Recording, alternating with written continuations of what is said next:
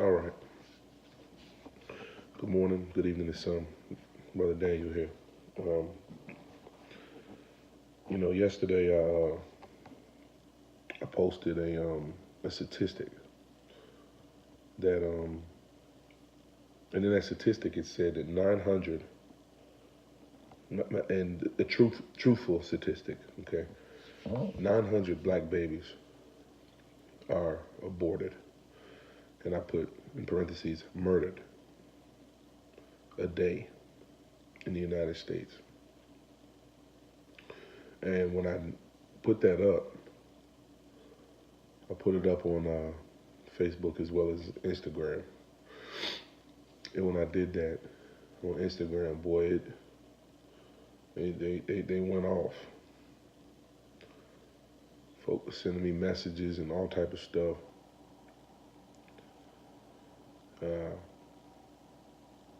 Stating they cause, mostly women.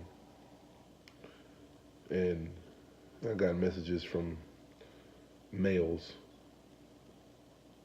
acting as women too. But, one girl said something to me where she said, you can't find one place in the Bible. She said, you can't find one place in the Bible about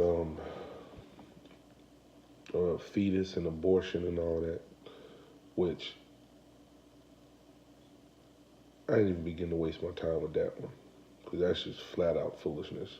You obviously don't read the book at all. But what gets me is this statement. And I've only heard it from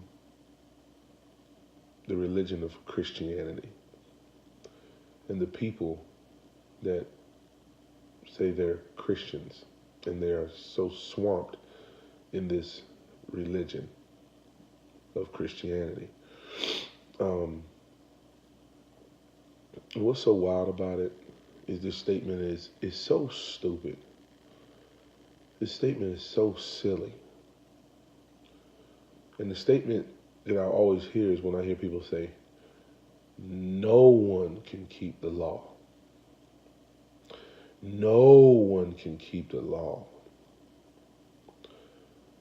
It's so stupid. Because number one, the law is so beautiful. It's his word. Saying, the same one that you say you love Jesus, his law, his instructions, his Torah, that's that same Jesus, just became flesh. But it blows my mind when I hear this statement, no one can keep the law. So last night, as I'm teaching my sons the law, and we ended up in Exodus 23. And while we was reading Shemot 23, what was so wild to me is I'm reading this and I'm just like, how good this is. And I'm saying to myself, how good this is. And then what just keeps coming to my mind is people saying no one can keep this. Why wouldn't you want to do this?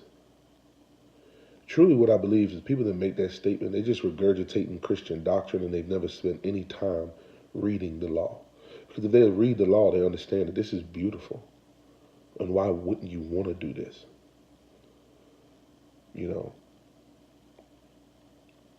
Exodus 23 verse 1, thou shalt not raise a false report.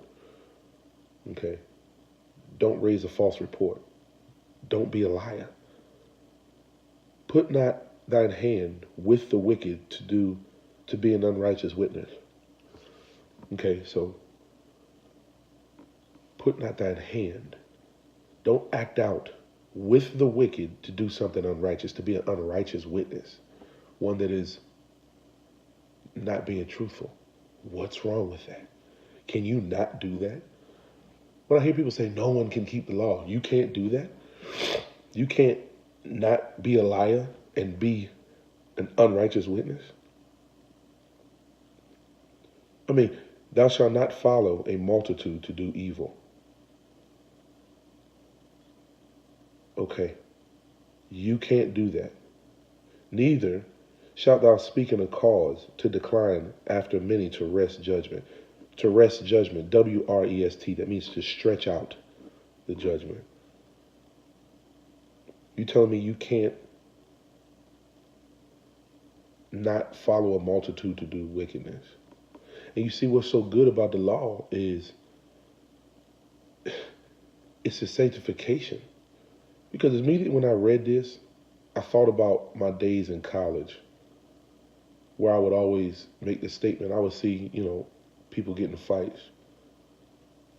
And I used to get in fights too. But when people would jump people, I never involved myself in that. But I always was there to stand and watch, which showed me I was involved anyway. Because I always used to make the statement, I ain't jumping nobody because what is my hit going to do to that person after 50 people beating them? You know what I'm saying? It's like, what's that going to do? But the fact that I was standing there means I was involved. So what is it? Thou shalt not follow the multitude to do evil. So just this morning I'm walking and I'm confessing that to the Father and repenting. And it just made me, again, love his law even much more because it's his goodness that draws you to repentance. It's his mercy, man. It's his mercy. It's just like, thank you for your law. Showing me what I did wrong. Showing me where I was jacked up at. And I know that because of Jesus and his shed blood, I can come to you in his name and ask you for forgiveness and turn away from my wicked ways and not do it no more. What is wrong with this? What is wrong with this law? So as I continue to read, look at verse 4. He says, if thou meet your enemy's ox or his ass going astray, thou shalt surely bring it back to him again. So if you meet your enemy's ox or your enemy's ass, for everybody to think ass is a curse word, it's a daggone goat, thou shalt surely bring it back to him again. Verse 5, if thou shalt see the ass of him that hateth thee lying under his burden, and wouldest forbear to help him, thou shalt surely help with him. So basically, we can see the Father is all about what? Reconciliation. If you have an ought against your brother, go to your brother. So here it is, a situation. Let's put it in the modern day. You see someone that doesn't like you, because obviously wasn't just any old body, because Israel dwelt together. So you see somebody who got some beef with you. It's your brother. But you see maybe his car or something on the side of the road. It's not functioning right. But you got the means to fix it. Or you can bring it back to him. He says bring it back to him. Because what's that going to do? If your brother hates you, or your brother got beef with you, or whatever it is, you can turn around, bring it back to him. And you know what that's going to do in any logical person's mind? They're going to be like, Dad, he ain't had to do that. Hey, thanks, man. Reconciliation, conversation started. What's wrong with that? So when I hear the statements, no one can keep the law. Why can't you keep that? To be truthful, a lot of people keep some of the law. They just don't know they're doing it. But what's wrong with that? For people to turn around and make the statement that no man can keep it. Verse 6, thou shalt not rest, W-R-E-S-T, the judgment of the poor in his cause. What does rest mean again? Stretch out, to extend. That show you right there, America done. There go your mandatory sentences and all of these things right here. Don't stretch out the judgment of the poor in his cause. You see poor people, they get caught with some drugs. They could be an addict or whatever. You locking them down 20 years and all type of foolishness. You extending their judgment. But you got people out here stealing millions and millions and millions of dollars. But because they're rich, you get a slap on the wrist to go to jail for 6 months, which their jail is really like a country club, and they done because they're rich. Here it is right here in the word saying, don't stretch out the judgment of the poor. Don't rest the judgment of the poor in his cause. What is wrong with that? Can you not do that? It's so ridiculous. And here's the one right here, verse 7. So I told you about the post that I posted. In verse 7, it says, keep thee far from a false matter. Okay? Keep far away from a what? False matter. And the innocent and righteous slay thou not, for I will not justify the wicked. When I read that, immediately my mind went to that post that I posted. And I said, look at this. Keep thee from a what? False matter. So you got Planned Parenthood. They present themselves to be something that will help plan your parenthood. But in all actuality, 90% of their income and what they do is made off of destroying parenthood, murdering what? The innocent and righteous. The law tells you here, keep away from that false matter because it presents itself something different, but it's really something on the total opposite side of the spectrum. It's a false matter. And then he says, and the innocent and the righteous slay thou not. You have a baby who hasn't even taken a breath, and you go inside the womb and you terminate life. And in 95+% of the time, it's black lives. Black lives matter. Be quick to go march down the street for police killing somebody, which I'm not saying I disagree with, because you should be upset. We should be upset. However, where's the protest about this? 900 black babies?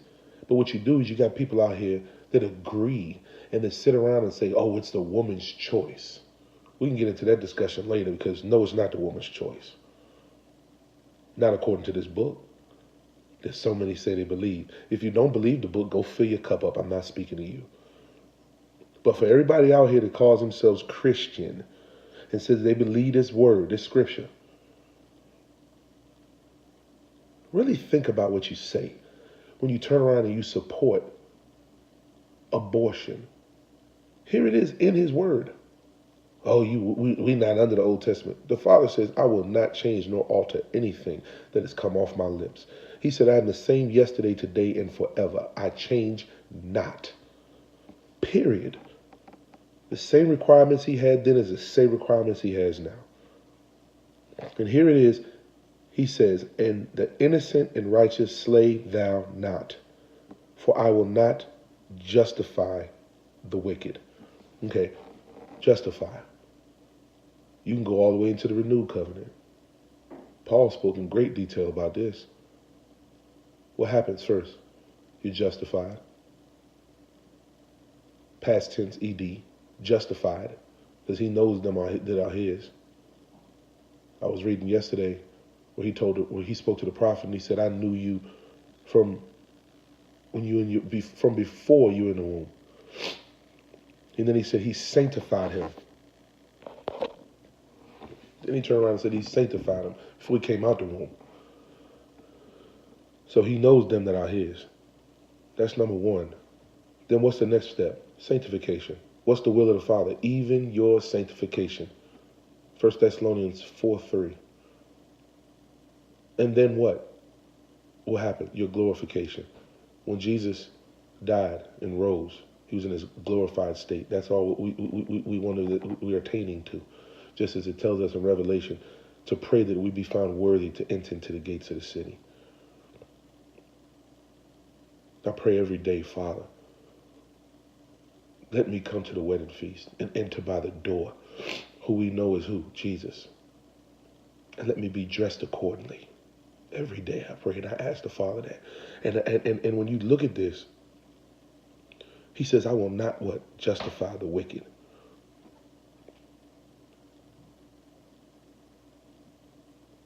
So there goes your abortion verse of the day. I hope somebody hears this, and I hope it really changes somebody's thought. Bless you.